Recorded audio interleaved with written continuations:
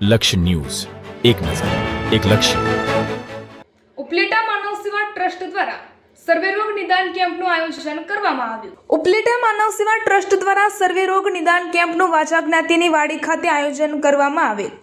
રાજકોટ જિલ્લાના ઉપલેટામાં માનવ સેવા ટ્રસ્ટ અને રણછોડદાસ આશ્રમ દ્વારા સર્વેરોગ નિદાન કેમ્પનું આયોજન કરવામાં આવ્યું હતું, જેમાં રણછોડદાસ આશ્રમ અને ડોક્ટર દ્વારા આંખના દર્દીઓને તપાસવામાં આવ્યા હતા. ત્યારબાદ દર્દીઓના ઓપરેશન માટે રાજકોટ મોકલવામાં આવ્યા હતા.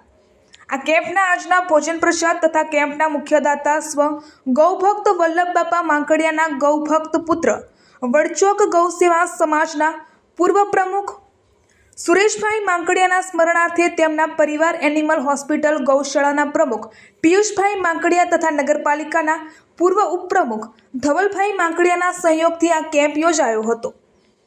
તેમજ આવેલ દરેક દર્દીઓને ભોજન પ્રસાદ માનવ સેવા ટ્રસ્ટ અન્ન ક્ષેત્રના રસોડે દાતાશ્રીના સહયોગથી ભોજન પ્રસાદ વ્યવસ્થા રાખવામાં આવેલ હતી.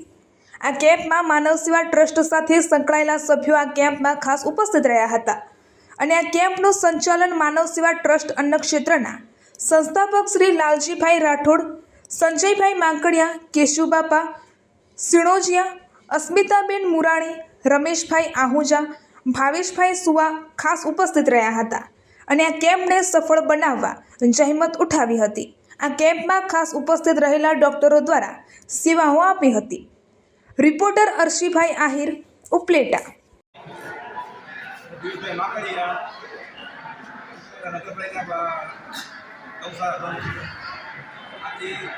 આજે કેમ્પ જે રાખેલ છે એમાં નાના ભાઈના સ્મરણાર્થે રાખેલ છે. આંખનો કેમ્પ જમવા માટેની વ્યવસ્થા રાખેલ છે.